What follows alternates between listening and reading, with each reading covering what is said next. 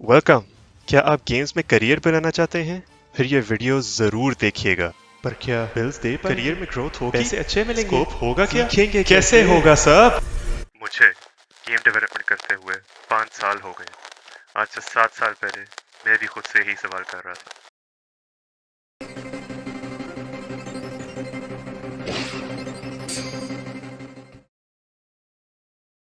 Hello, मैं चाका Dave हूँ और जैसे मैंने आपको बताया, मैं करीब 5 साल से गेम डेवलपमेंट की फील्ड में एज अ प्रोग्रामर काम कर रहा हूँ। अपने करियर में मैंने कई साउथ एशियन, यूरोपियन और अमेरिकन कंपनीज के साथ डायरेक्टली या ऑन अ फ्रीलांस बेसिस काम किया है।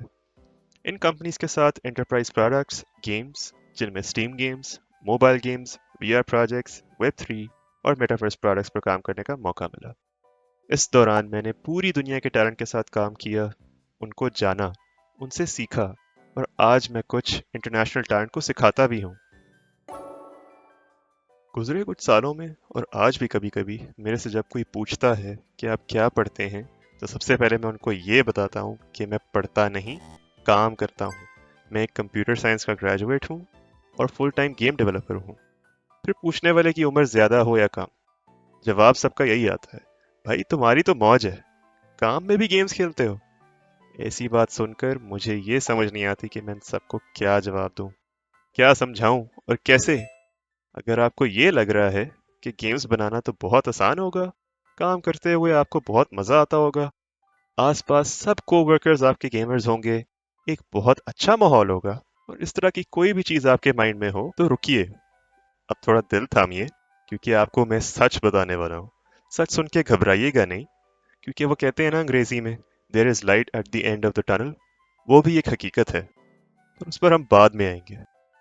सच बोलूं तो ये सारी बातें हैं कि मज़ा आता होगा, आसान होगा, कोई कम से कम 80 to 90% एस्पायरिंग गेम डेवलपर्स के लिए सच नहीं होंगी। गेम्स बनाना एक बहुत कॉम्प्लिकेटेड क्राफ्ट है। अगर ये आसान होता तो हर कोई मुंह उठाकर अगली कॉर्ड, GTA, फोर्टनाइट, फोर्जा या फीफा बना देता। हर ट्रिपल ए गेम पे कई सौ क्या, कई हजारों लोग काम कर रहे होते हैं, करोड़ों डॉलर्स खर्च किए जाते हैं और उस सब के बावजूद कई सालों का टाइम लगता है। गेम्स की जॉब्स अक्सर काफ़ी स्ट्रेसफुल होती हैं और क्रंच कल्चर पूरी इंडस्ट्री में बहुत आम है। वापस बात करते हैं गेम डेवलपमेंट की from a development standpoint. As a developer आपको ना सिर्फ कन्वेंशनल प्रोग्रामिंग स्किल्स को डेवलप करना पड़ता है, पर आपको 3D maths, physics, engines, optimization, algorithms, design patterns, सबको सीखना पड़ता है अगर आप एक अच्छा गेम डेवलपर बनना चाहते हैं। मैंने पर्सनली लोगों को मेंटर किया है और उसमें लोग जितनी हाई स्पिरिट से ज्वाइन करते हैं, उतनी डिसइल्यूजनमेंट से आधे से ज़्यादा भाग जाते हैं। एक बात याद रखें, बाकी फील्ड्स की तरह survival of the fittest game development के जंगल का भी कानून है। दैट सेड, जो लोग इस फील्ड में पीछे रह जाते हैं, वो बहुत आगे निकल जाते हैं। तो अगर आप हिम्मत करें और अपने ख्वाबों में बिलीव करें, तो आप ज़रूर आगे बढ़ेंगे। ये सुनकर शायद आप सोच रहे होंगे कि कौन पागल गेम डेवलपमेंट में जाना चाहता होगा। क्यों ना मैं सुकून से वेब डेवलपमेंट सीखूं, एक सिक्योर सी जॉब लूं, फिर डिजाइनर से डिजाइन्स लूं और फ्रंट एंड डेवलपमेंट सीखूं। अगर आप ऐसा सोच रहे हैं, तो रुकिए ज़रा, सब्र कीजिए। इस पूरी लिस्ट में सबसे अहम चीज़ बाकी सारी टेक्निक्स और कॉन्सेप्ट्स में बहुत आसानी लाती है। वो चीज़ क्या कहलाती है? Game engine. गेम इंजन एक सोफिस्टिकेटेड सॉफ्टवेयर होता है जिसको यूज करके आपकी सारी पसंदीदा गेम्स को बनाया गया है। गेम इंजन्स का काम गेम डेवलपर्स, गेम डिजाइनर्स और आर्टिस्ट की जिंदगियां आसान करना होता है। एक अच्छा गेम इंजन इन तीनों को फैसिलिटेट करने के लिए लातादार टूल्स बनाता है और इनको बनाने में सालों लग जाते हैं। मार्केट में सबसे कॉमन गेम इंजन्स कौन से हैं? एक का नाम है यूनिटी और दूसरे का नाम है अनरियल इंजन। आपको कौन सा इंजन यूज करना चाहिए, ये मैं आपको बताता हूँ। यूनिटी इंजन अनरियल से काफ़ी लाइट है, जिसकी वजह से उसको मोबाइल गेम्स के लिए अक्सर प्रेफर किया जाता है। इंडिया, पाकिस्तान और बांग्लादेश में मोस्टली मोबाइल गेम्स बनाई जाती हैं और यूनिटी डेवलपर्स इन डिमांड रहते हैं as compare to Unreal developers इसी वजह से। यूनिटी अक्सर सी शार्प को यूज़ करती है और अगर आपके पास एक बहुत पावरफुल पीसी या लैपटॉप नहीं है, तो फिर यूनिटी आपके लिए शुरू करने के लिए बेहतर चॉइस है। इसके रिसोर्सेज भी अनरियल से ज़्यादा मच्योर हैं। जब मैंने भी अपना करियर शुरू किया तब मैंने इन्हीं वजहों से यूनिटी को चुना।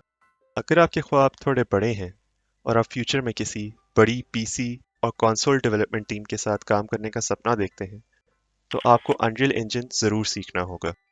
अनरियल इंजन में सी प्लस प्लस, पाइथन और विजुअल स्क्रिप्टिंग, जिसका नाम ब्लूप्रिंट्स है, ये तीनों यूज़ किए जाते हैं। मुझसे पूछे तो यूनिटी और अनरियल में बनाए हुए प्रोडक्ट्स में ज़मीन आसमान का फ़र्क है। अनरियल यूनिटी से ज़्यादा पावरफुल है, पर हैवी भी, और लाइटर एप्लीकेशंस के लिए बिल्कुल रिकमेंडेड नहीं है। और भी इंजन्स हैं मार्केट में, जैसे कि गडो, और आप यूईएफएन और रोब्लॉक्स को भी इंजन्स ही समझ सकते हैं एट दिस पॉइंट। अक्सर ट्रिपल ए कंपनीज अपने प्रोप्राइटरी इंजन्स बनाती हैं या फिर एग्जिस्टिंग इंजन्स को मॉडिफाई करके अपने इन हाउस इंजन्स बनाती हैं। एक बहुत पॉपुलर एग्जांपल इसका है ईए का इन हाउस इंजन, जिसका नाम है फ्रॉस्ट बाइट। कौन सा इंजन चूज करना है ये आपके एनवायरनमेंट, गोल्स, जॉब मार्केट और पर्सनल सिचुएशन को सामने रख के आपको फैसला करना होगा। पर इसको पत्थर पे लकीर ना समझें। अगर आप एक इंजन पर काम करना शुरू कर दें तो दूसरे इंजन पर ट्रांजिशन करना बहुत आसान होता है। गेम इंजन्स टिपिकली काम वही करते हैं, पर उनके इंटरफेसेस और मेथडोलॉजीज में डिफरेंसेस आ जाते हैं। अगर आपने एक इंजन सीख लिया है तो 80 to 90% फीचर्स दूसरे कमर्शियल इंजन में भी मौजूद होंगे।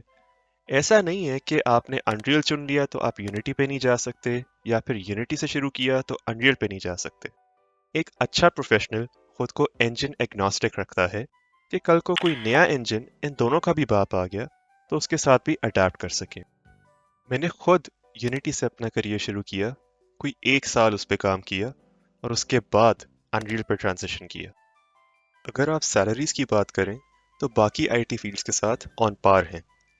ये हर फील्ड में होता है, पर गेम डेवलपमेंट में थोड़ा ज़्यादा बड़ा प्रॉब्लम है कि अगर आपके पास कुछ सालों का एक्सपीरियंस नहीं है तो आपके लिए मार्केट में ब्रेक करना थोड़ा मुश्किल साबित हो सकता है, क्योंकि हर सीएस और सॉफ्टवेयर इंजीनियरिंग ग्रेजुएट को लगता है कि उसको गेम डेवलपमेंट में बहुत मज़ा आएगा, तो एप्लीकेंट ज़्यादा होते हैं और रोल्स कम। कुछ साल काम करने के बाद वही सिचुएशन रिवर्स होने लगती है, क्योंकि आधे लोग गेम डेवलपमेंट की असलियत जानने के बाद फील्ड स्विच कर लेंगे और फ्यूचर में वैकेंसीज बढ़ेंगी, मगर अच्छे क्वालिफाइड प्रोफेशनल्स कम मिलेंगे। आपने इसीलिए अपनी स्किल्स पर फोकस रखना है। हो सकता है कि आपको अपनी ड्रीम जॉब आपके करियर के शुरू के साथ ना मिले और आपको किसी एंटरप्राइज प्रोजेक्ट या क्लाइंट फेसिंग जॉब पे काम करना हो। अपने ख्वाबों को पूरा करने के लिए इतनी कुर्बानी जायज़ है। मैंने और मेरे कितने कॉलीग्स ने अपना career client facing enterprise product से शुरू किया और आज वो बहुत सक्सेसफुल हैं। रही बात सोसाइटी की, तो मैं भी एक मिडिल क्लास फैमिली से हूँ। हम सब पे इस चीज़ का प्रेशर रहता है कि अगर इसमें करियर नहीं बन पाया तो फैमिली को कैसे सस्टेन करेंगे, बिल्स कैसे देंगे, आगे क्या बनेगा। सब हो जाएगा, बस आपने मेहनत करनी है और हिम्मत नहीं हारनी। ये फील्ड बहुत डायनामिक है, एक्साइटिंग है, और जब आप इसके शुरू के लर्निंग फेज से गुजर कर काफ़ी कुछ सीख जाते हो तो इसमें मज़ा ही अलग है।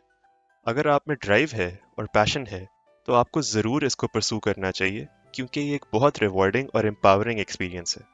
एक बच्चा बचपन से गेम्स बनाने का ख्वाब देखता है, और जब वो स्किल्स आपके पास आ जाते हैं तो आप यही सोचते हो कि आपकी सारी मेहनत रंग ले आई।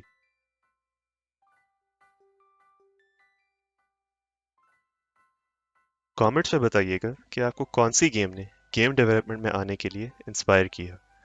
अगर आपके पास कोई वीडियो सजेशंस हों तो वो भी ज़रूर बताइएगा। डिस्क्रिप्शन में दिए गए सोशल मीडिया हैंडल्स को भी आप फॉलो कर सकते हैं। Thank you for watching.